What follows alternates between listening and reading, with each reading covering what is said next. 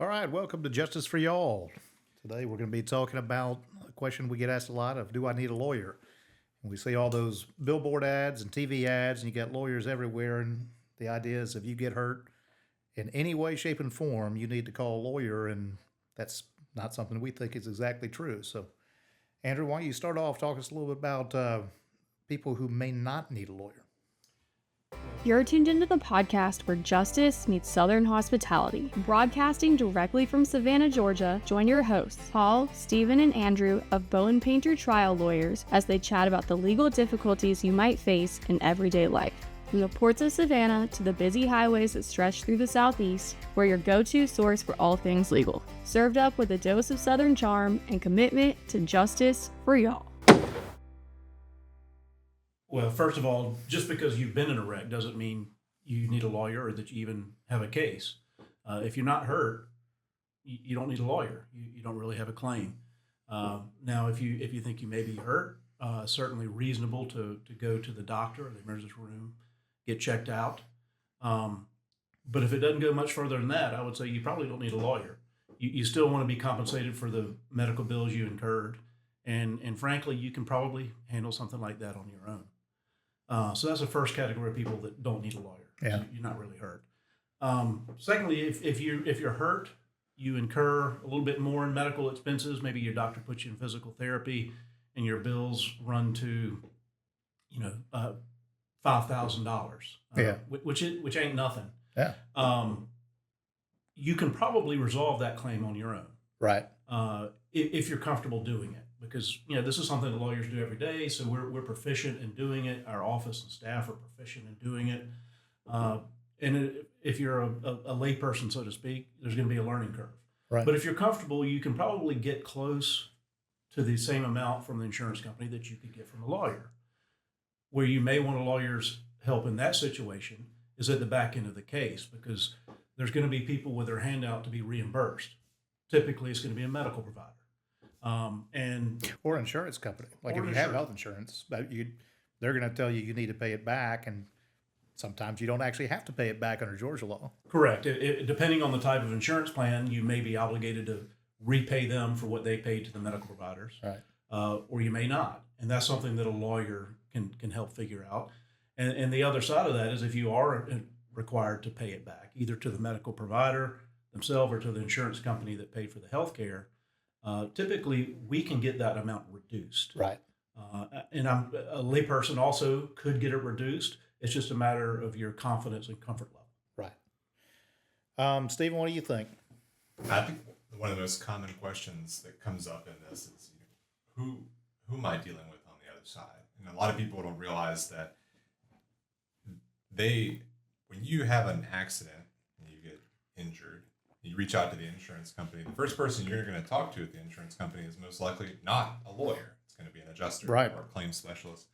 So learning who that person is and what their job is, their main goal really is to get this done without a lawyer. And so that's the person that you're going to be interfacing with. And they are going to ask for questions, information for you, take photos, send your medical bills, keep track of what your pain is, what you've given up. And then we're talking a lot about the bodily injury piece about this, but also don't forget about your vehicle. For a lot of people, that's the first thing that they're going to be looking at is, my car is, the bumper's dented and the windshield's cracked, the airbags went off. One thing that you can do on your own is go to a body shop, get an estimate, figure out how much is this going to cost, and you can take that bill to the adjuster and present that as part of your claim. Yeah. Let me say a couple things while we're on that. Number one is, by law, you are entitled to choose your own body shop for your vehicle repairs. You do not have to use the company that's contracted with your insurance company or that the insurance company chooses for you. Secondly, a lot of people don't realize that the bodily injury claim and the property damage claim are two totally separate animals. Right. They can be brought in the same lawsuit, but they are typically resolved separately, and you do not have to resolve one to resolve the other. It's what a law professor of mine called the walking man statute. So you don't have to wait 2 years. If your injury claim takes a long time, you can get car fixed tomorrow. Right. So, we often have clients whose property damage claim is taken care of just in the natural course of business, and we never see the property damage claim. Right. Um, And really, that's something you talk about adding value. We really can't add any value to a property damage claim. Very rarely. Every once in a while, if somebody has a new car and it's a high end car, then they're not going to offer enough value for it, and we can get an independent adjuster. But most of the time, I mean, 99% of our clients can handle their own car. You go on bluebook.com, you figure out what's the value of your car, and then they should pay for diminution of value and a couple other things. But it's not complicated, and there's really not a lot of wiggle room there. Andrew, one of the things that we talked about on this is coverage. Like what kind of, we've talked a lot, what we're talking about now is the at-fault parties coverage. The person that hits you, what their insurance company is going to pay for. But if they've only got a minimum limits policy and you've got a $75,000 vehicle, that's not going to replace your vehicle. So it is worth looking to see, is there extra coverage? That's a place a lawyer can add a lot of value, is understanding the different types of coverage, whether it's your own underinsured or perhaps figuring out if that person might have been working for a company when they were driving for you. That's a really good point. So let's lay that out. So the person who hits you has at-fault insurance, and we're all required to have that by law. But minimum in Georgia and most states, $25,000. It can go as high as whatever. It can go to into the millions, tens of millions. Then most people have your own insurance. You have called uninsured motorist coverage, or underinsured, which are the same policy, but it's usually the same amount as your at-fault coverage, how much you're carrying. And it's not very expensive. And if you don't have it, go look right now and make sure you have it, because you can't count on the person who hits you of having insurance. And so you may take care of yourself. and make sure that if you have it, it's not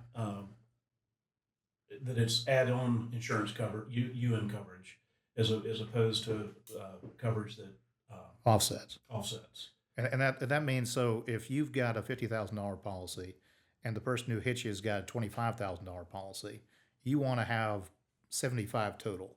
That's stacking. So you stack yours on top of the other one. Stacking or add-on. Or add-on. And if it's offset, it means, okay, they paid 25, so that gets taken away from how much you have. So you have a total of 50. So the standard in Georgia, if you don't do anything with it, if you don't get undersold, it's going to be add-on insurance. But make sure you have that. That's something we could say on every episode. And that coverage is not expensive. No. Ask your insurance agent about it. Right. But you get in a wreck, you can't. It doesn't go up because somebody else hits you. But we've been talking about, what we started talking about was who doesn't need lawyers. So now we're getting into the realm of who does need a lawyer. That's a good point. And that's going to be more significant claims. Yeah. So with higher property damage, odds are you're going to have a more significant injury, and one that needs closer attention and a lot more work. Why don't we talk a little bit about when we get a call from someone, like why we ask some of the questions we ask about. Sure. One of the first ones is, what are your injuries? I mean, that's obvious. Did you have to go to the hospital? Has it been how long ago was it? There's a piece of that statute, but there's also kind of understanding if you got hit a year and a half ago and you didn't go to the hospital, that's an indication to us that you don't have a claim. You don't have a claim. There were no injuries. Next thing we're going to ask, do you have any photographs? Was the other person cited? Were you cited? Some of these questions, let's talk about maybe the significance of the photographs. I mean, that gets back to the good old-fashioned trial lawyer in us of just, we want that right reaction. That looks awful. That's going to be an indication that you've got a pretty serious accident. Cars are made a lot safer these days, so that's not always an indication that that it was a catastrophic event. But that's going to be an important piece of it, as we're thinking about way down the road. If you're hiring a lawyer, we go to trial, we're going to show these photos to a jury. What is their reaction to that going to be? And that's something the insurance company looks at. They look at how bad's the wreck, visually, how bad does it look? They look at, did you get treatment, pretty soon after the wreck, right? Did you go to the hospital right away? Did you get treatment within a couple of days? And then did you keep treating? Because just like you say, let's say you go to the hospital and you're like, well, I'm just going to see if I get better, and then you don't bother to go back for 2 months, they're going to say, well, there's a gap in treatment. This isn't related, and not want to pay your claim. So that's actually kind of getting back to where a lawyer can add value. If you're hurt and it doesn't resolve within a week or two, the lawyer can tell you this is what the insurance company is going to look for. So make sure you don't have any unforced errors. Right. Make sure if you're hurt, you go see the doctor. If you can't find a doctor, we can kind of help you find one. That's a place where we can add value. Yeah. The relationships that we've built with providers, even with Right. the adjusters, knowing what kind of problem are you dealing with right now. Yeah. And it's not about, I mean, some lawyers out there are, more dishonest brethren will kind of create We can talk about injuries no where they're lawyers not. who detract value in that. But they'll create injuries where they're not any, and that's not good. And we don't do any of that. But making sure that your injury that you actually have is being properly diagnosed, properly treated, and you're going to the doctor with a frequency that the insurance company that it was medically necessary, but also the insurance company is not going to look at it and say, oh, there's a problem there. Because some of us just, I mean, especially men, we're going to want to tough it out and see if we can just go away and not deal with it. And so that's Or pretty you natural. just started a new job and you don't have any PTO. You Right, exactly. don't have time to go on. But that Yeah. recognize that's going to impact the way your claim looks. And so there are ways to work through that. Yeah. Before we get into, I mean, I think I guess the question is, the two questions: when do I need a lawyer? When I don't need a lawyer? And I think we cover when you may not need a lawyer. It's if you have a small injury that resolves pretty quickly. It's not going to be an ongoing thing that you need to make sure that you're getting the right benefit from or right guidance from a lawyer. Two, you're not really worried about paying back your insurance company, or you know what that looks like. That's something that is going to be tricky, but if you don't have much medical treatment, like one hospital visit, probably not going to be a big issue for you. And you can probably go and settle that. Now, some people will have a case like that and they're saying, listen, I feel lost in the jungle here. I don't want to do this myself. I want help. And that's fine. I think it's just one of those things to understand that you're now paying to have help with that.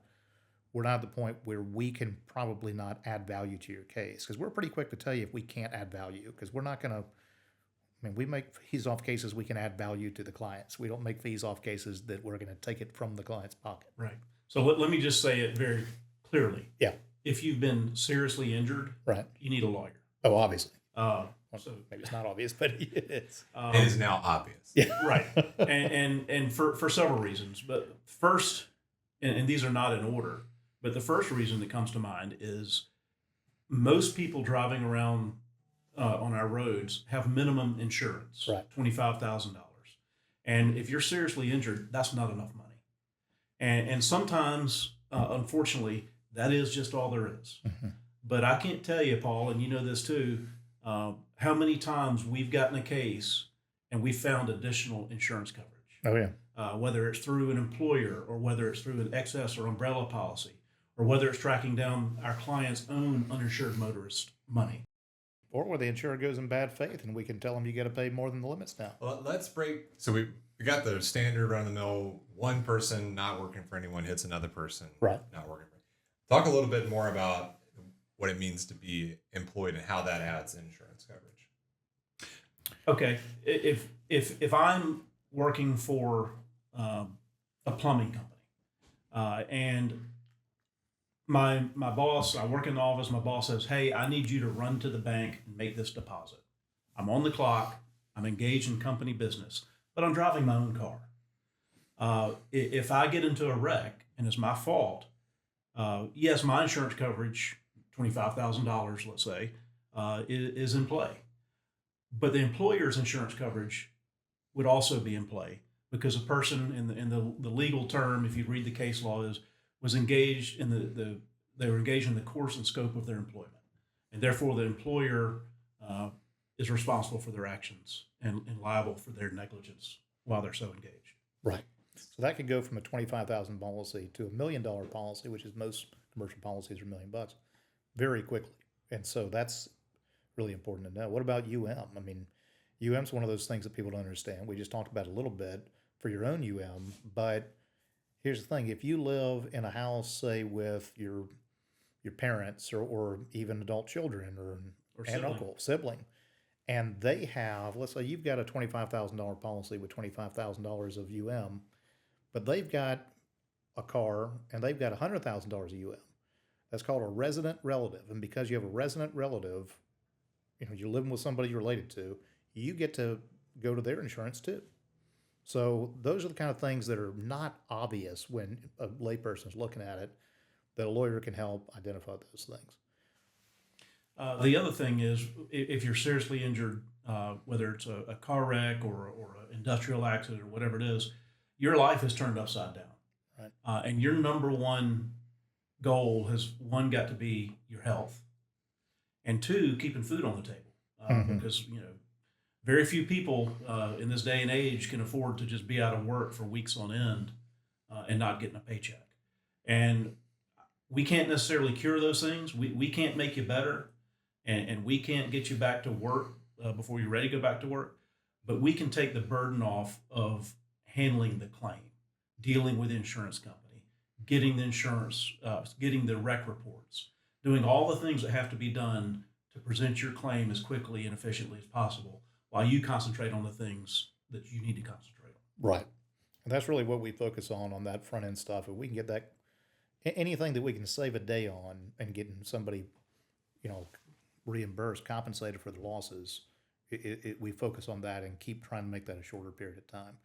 Sometimes it isn't. Sometimes you got to go into years of litigation, especially for bigger cases. Again, one way, if you're an average car wreck, to avoid that is avoid those unforced errors. Get the photographs, get the medical treatment, don't skip appointments, get a full, diagnose all your injuries as quickly as possible. Can't always happen, but the less they have to say, oh, look, this didn't come up for a few months, the better you are to get full value for what you lost quickly. Let me ask you this. Let's say that you've reached the point where you fall in the category of, yes, you need a lawyer. When should they hire a lawyer, Paul? I think as soon as you get in a wreck and recognize you're injured, it doesn't hurt to call and start the conversation. If you're not ready to sign, you don't want to, you're not sure. And that's what I'm saying. Like, we have people call us and say, do we need a lawyer? And say, well, maybe not. Go to your doctor. Don't miss any appointments. Call us back if it's still there in 2 weeks. And some people are like, well, we want to do it now. And so that's fine. But it doesn't hurt to call as quickly as possible. What you don't want to do is wait and you're months or even years down the road, because it gets harder and harder and harder to get a claim resolved the longer you wait. And if we can kind of help guide you through that, and again, we're not manipulating the process, we're just telling you, here are the things they're going to look for. So don't do things that may seem natural but are actually dumb in this. Do what's medically necessary, but do it. Keep making your appointments. If they tell you to go to physical therapy, go to physical therapy. Yeah, show up. Yeah, show up. And if you they can't, tell you to go to surgery right off the bat, then you need to at least ask a couple of questions. Yeah. You may need surgery immediately. The conservative treatment may not be there for you, but understand that you should be in a place to be able to ask that, and the lawyer and the provider, especially if it's a provider and an attorney's recommended, should be willing to have that conversation. If they're not willing to talk to you about it, that's a time to ask, am I in the right place? And if they tell you too quickly, oh, you absolutely need surgery, and you're like, well, I really don't want to go under the knife. Can we do something else about that? There are usually more conservative things you can do before going to surgery. And sometimes it has to happen, sometimes it isn't. But if you don't want to have surgery, you don't have to have surgery. We'll just tell you what that means for your claim. But you need to make decisions based on your own health and what's going to be right. You've got a good perspective on what surgery does as sort of a proxy for the pain and suffering. And we've talked a lot about the medical damages when you go to a doctor and they send a bill for the different services they provide. But there's another component of damages that are real squishy. The pain and suffering. So talk a little bit about, for a client who may need surgery, gets a surgery referral, but isn't ready to do surgery. How do you think about how that, at least the value of that surgery, compares to their pain and suffering? Well, absolutely. So to that point, there's two types of damages: compensatory damages, in other words, make you back whole, that you can claim in Georgia and in most states, if not all states. One is special damages or economic damages, and that's basically anything you can put a receipt with: medical bill, lost wages, that sort of thing. And those are obviously fairly easy to calculate. You get $100,000 surgery, you get a $100,000 bill right there, you submit that, and that's your damages. Pain and suffering falls under the category of general damages, and that's a little bit more difficult to define, but it's whatever a jury thinks it is. It's the measure of damages, the enlightened, conscious, and unbiased jury. So basically, whatever a jury thinks you've lost by these things, you've lost. And it's not just pain and suffering. You hear a lot about that. but it's really all the natural losses you have as a result of your injury. So if you have this back surgery and you're laid up and, you miss your kid's Little League season, well, that's not pain or suffering, but that's a loss. I mean, that is a human loss. And the law recognizes that when somebody hurts you and takes you away from your life has value to it. Everybody's life has value to it. And what you're doing that day to day is valuable. So you have those things. And then, of course, the most common is pain and is the suffering. So, we try to get our clients to keep a pain diary of like every day, kind of jot down those things, because most cases settle before they go to trial. But if you have to go on, if you got a big case and, you got millions of dollars in the line and you don't get to trial for 2 or 3 years, which unfortunately is kind of the time frame we, see, you're going to forget what it was like on month 3 when you're, sleeping in a recliner because you can't lay down in bed, and you are waking up 14 times a night, and then you have all these other problems. You need to be able to explain that to the jury, and humans are sort of built to forget pain after it's happened. Survival mechanism. Yeah, exactly. And so it's not natural to remember the exact feeling, but you got to be able to tell a jury about that one of these days, relive it, or even in your claim for the insurance company, you got to be able to explain, or let us explain, the real things you're going through. Because if we just say, oh, well, he had this surgery and, he's got pain and it's been, really painful and it's, a lot of suffering. True statement, but not really very compelling. Yeah, it doesn't really paint a picture. Right. And that's, when it comes to talking about how you were hurt, we're painters. You're a painter. Yeah. The rest of us try to be painters. Right. Yes, you do. I want to back up to one thing real quick, and then let's wrap it up. I asked you a little while ago when someone should hire a lawyer. Right. And not to put words in your mouth, but essentially you said it depends. If you Good lawyerly answer, yeah. Right. But there's an exception to that I want to point out. One, if you are seriously injured, and particularly if you're injured in a wreck with a commercial vehicle, 18-wheeler or something like that, you need to have a lawyer, best case scenario, before you get in the ambulance and leave the wreck scene. Right. Now, that's not realistic, but there's a reason for that, and that's going to come in another If there's a episode. lawyer at the wreck scene, don't hire them. Yeah. Correct. Well, they already represent the trucking company. But that's going to be another episode where we're going to talk about commercial Yeah, totally. wreck cases. And I would say, instead of it depends, when in doubt, just call a lawyer. And listen, if they try to sign you up without really asking you these questions we're talking about, call somebody else, get some good advice. You may need a lawyer, you may not, but it doesn't hurt to call and ask. If you're hurting, it's better just go to the doctor and figure out what's going on. If you got something like this, it's better just call. And we're open 24/7. You can call us anytime, and by the next business day, we'll give you an answer of what we think is there. And if you want to sign up and let us handle it, great. If you want to try to do it on your own, more power to you. All right. And we think it's great. Paul Painter, Stephen Morrison, I'm Andrew Bowen, signing off. Thanks for listening to Justice for Y'all, hosted by the attorneys here at Bowen Painter Trial Lawyers in Savannah, Georgia. If today's episode resonated with you, or if you find yourself needing legal guidance, remember, we're just a call away. You don't have to work through the difficulties of your situation alone. Visit our website at bowenpainter.com, that's BOWENPAINTER.com, or give us a call at 912-335-1909. We're here to serve you with the dedication and warmth only true Southern hospitality can offer. Thanks for tuning in, and don't forget to subscribe to our podcast on your favorite platform so you don't miss an episode. And tell your friends and family about us if they're ever in need of some legal insight. Take care, and remember that at Bowen Painter Trial Lawyers, we're committed to justice for y'all.